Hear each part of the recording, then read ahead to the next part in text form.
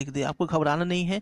दोनों का काव्यात्मक परिचय एक ही होता है। तो नाभादास या सूरदास का काव्यात्मक परिचय का यहाँ पे मैं आंसर देने जा रहा हूँ, तो बिल्कुल ध्यान से सुनिएगा आप लोग। ध्यान, सूरदास मध्यकालीन सगुन भक्ति धारा के सूरदास मध्यकालीन सगुन भक्ति धारा के कृष्ण भक्ति शाखा के श्रेष्ठ कवि हैं सूरदास।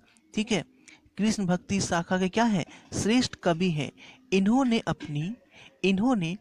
अपनी कविताओं में कृष्ण और राधा के संगोपांग वर्णन किया है। कृष्ण और राधा का क्या किया है? संगोपांग वर्णन किया है। आचार्य रामचंद्र शुक्ल कहते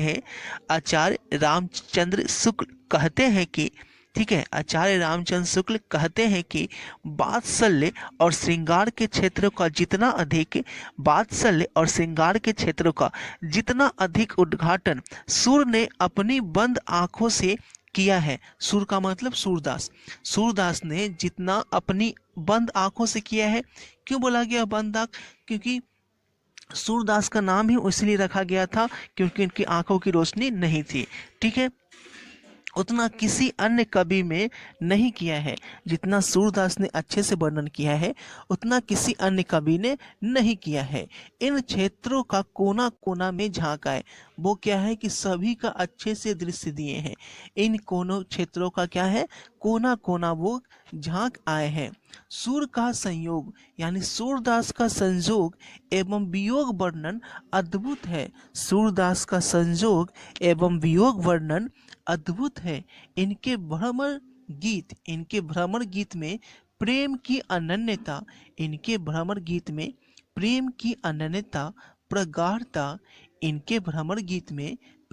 अनन्यता प्रगाढ़ता और आत्मसमर्पण की जो आकुलता दिखाई पड़ती है वह अन्यत्र जो है वो दुर्लभ है, यानी किसी और जगह मिल पाना मुश्किल है। सूरदास मध्यकालीन सगुन भक्ति धारा के कृष्ण भक्ति शाखा के श्रेष्ठ कवि हैं सूरदास। ठीक है, कृष्ण भक्ति शाखा के क्या है? श्रेष्ठ कवि हैं। इन्होंने अपनी कविताओं में कृष्ण और राधा के संगोपांग वर्णन किया है। कृष्ण और राधा का क्या किया है? संगोपांग वर्णन किया है। आचार्य रामचंद्र शुक्ल कहते हैं कि ठीक है, आचार्य रामचंद्र शुक्ल कहते हैं कि वात्सल्य और श्रृंगार के क्षेत्रों का जितना अधिक उद्घाटन सूर ने अपनी बंद आंखों से किया है। सूर का मतलब सूरदास ने जितना अपनी बंद आंखों से किया है। क्यों बोला गया बंद आंख? क्योंकि सूरदास का नाम ही इसलिए रखा गया। अगर आपका सपना है नीट क्रैक करना तो कहीं और क्यों जाना, अनअकैडमी है ना। न्यू बैचेज आपको प्रत्येक वीक मिल जाती है, तो आज ही जुड़े अनअकैडमी से। लिंक डिस्क्रिप्शन में दिया गया है। ये आपको हजारों में आपको आगे निकलने का बड़ा मौका देती है अनअकैडमी, और अपने सपने को पूरा करने का बिल्कुल आपके साथ खड़ी होती है। यहाँ पे आपको दो तरह के प्लान मिलते हैं, प्लस और आइकॉनिक। अगर आप सच में क्रैक करना चाहते हैं तो आज ही जुड़े आइकॉनिक प्लान से मैं यही सजेस्ट करूंगा। बात करें फीचर्स की, तो अनअकैडमी की फीचर्स जो है वो अनअकैडमी को अनअकैडमी बनाती है और उससे बिल्कुल अलग करती है। यहाँ पे देखिए, फीचर्स की बात करें तो कोई भी ऑनलाइन प्लेटफॉर्म में आपको फैकल्टी से आपको फेस करने का मौका नहीं मिल पाता है। रेगुलर डाउट सेशन जो है यहाँ पे फैकल्टी ही प्रोवाइड कराते हैं, जो कि अनअकैडमी की सबसे बड़ी खासियत है। यहाँ पे बात करें इंडिया के टॉप एजुकेटर्स, कोटा के टीचर्स आपको घर बैठे आपके मोबाइल पे मिल जाएंगे। यहाँ पे अगर आप अनअकैडमी से जुड़ते हैं तो यहाँ पे देखिए प्लस सब्सक्रिप्शन एक्सेस मिलता है, इंडिया के बेस्ट एजुकेटर मिलते हैं। ठीक है, अगर आपका सपना है कोटा में पढ़ने का तो आपके ऑनलाइन स्क्रीन पे आपके मोबाइल पे कोटा के फैकल्टी आपको प्रोवाइड करा दी जाएगी। इंटरेक्टिव लाइव क्लासेज होगी, लाइव टेस्ट क्यूजेज होगी, structure courses and PDF free of cost आपको दी जाएगी क्लास के साथ ही। और आपको किसी भी तरह के यहाँ पे कोई प्रॉब्लम नहीं होगी। न्यू बैचेज जो है एवरी वीक होती है, तो जल्दी से आपको गेट सब्सक्रिप्शन लेना है। लिंक डिस्क्रिप्शन में दिया गया है, रेफरल कोड अभिषेक ट्यूटोरियल यूज करें और 10% का डिस्काउंट आपको फ्री में मिल जाएगा।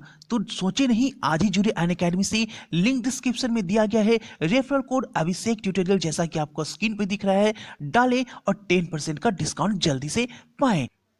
सूरदास का नाम ही इसलिए रखा गया था क्योंकि इनकी आंखों की रोशनी नहीं थी। ठीक है, उतना किसी अन्य कवि में नहीं किया है जितना सूरदास ने अच्छे से वर्णन किया है, उतना किसी अन्य कवि ने नहीं किया है। इन क्षेत्रों का कोना कोना में झांका है, वो क्या है कि सभी का अच्छे से दृश्य दिए हैं। इन कोनों क्षेत्रों का क्या है, कोना कोना वो झांक आए हैं। सूर का संयोग यानी सूरदास का संयोग एवं वियोग वर्णन अद्भुत है। सूरदास का संयोग एवं वियोग वर्णन अद्भुत है। इनके भ्रमर गीत में प्रेम की अनन्यता, इनके भ्रमर गीत में प्रेम की अनन्यता, प्रगाढ़ता, इनके भ्रमर गीत में प्रेम की अनन्यता, प्रगाढ़ता और आत्मसमर्पण की जो आकुलता दिखाई पड़ती है, और आत्मसमर्पण की जो आकुलता दिखाई पड़ती है, वह अन्यत्र जो है वो दुर्लभ है। यानी किसी और जगह मिल पाना मुश्किल। बोलता हूँ कि आपको याद हो जाएगा। ठीक है, अब आगे देखते हैं। अशोक वाजपेयी रचित हार जीत एक गद्य कविता है। अशोक वाजपेयी रचित हार जीत एक गद्य कविता है। यह कविता लिखने की एक आधुनिक क्या है, विद्या है। समसामयिकता इसकी विशेषता है। अशोक वाजपेयी हिंदी के एक प्रमुख कवि,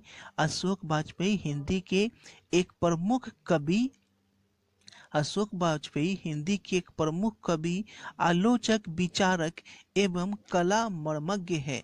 अशोक वाजपेयी हिंदी के एक प्रमुख कवि, विचारक एवं कला मर्मज्ञ है। वे संपादक एवं संस्कृति कर्मी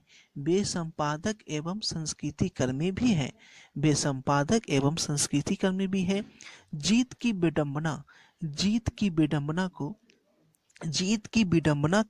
हार जीत गद्य कविता प्रकाश में लाती है। जनता उत्सव मना रही है। सारे शहर में रोशनी की व्यवस्था की जा रही है।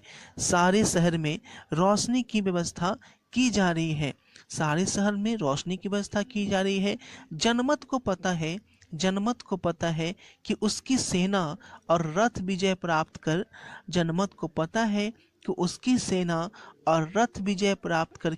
लौट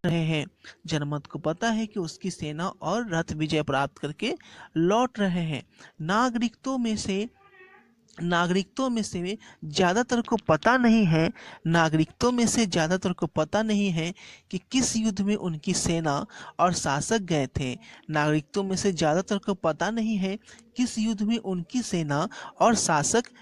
थे।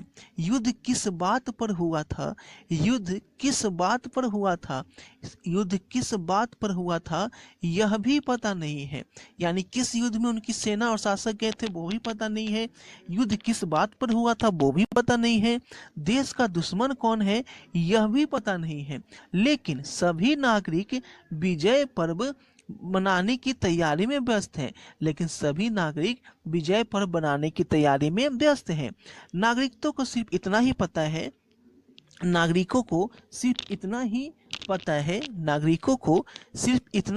है कि उनके देश की विजय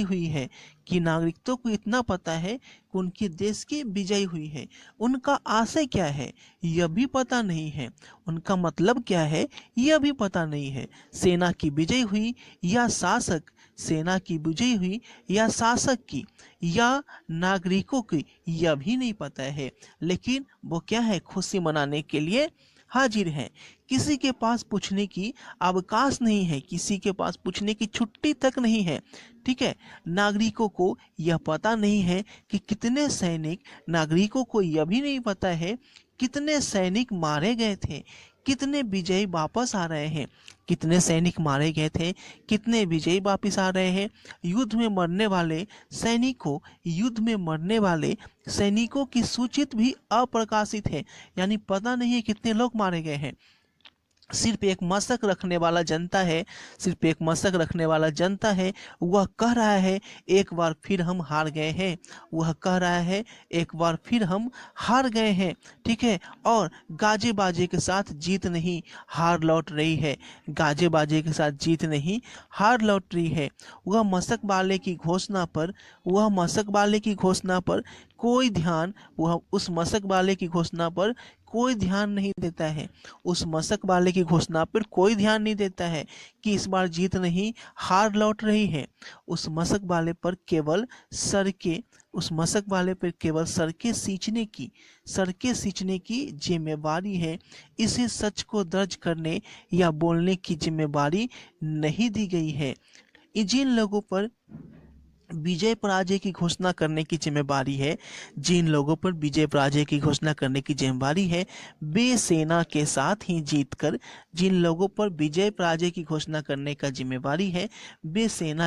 ही जीतकर लौट रहे हैं।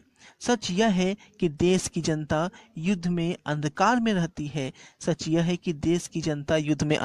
रहती है। देश में युद्ध विषयक सूचना सही प्रचारित नहीं की जाती है। यानी कि उनके अनुसार बोला जा रहा है युद्ध में हार भी होती है तो सभी अपना मुल्क बोलता है कि मैंने जीता, दूसरे देश बोलता है मैंने जीता। यानी कोई भी देश, दोनों में से कोई भी देश अपने देश में जाकर लिखे।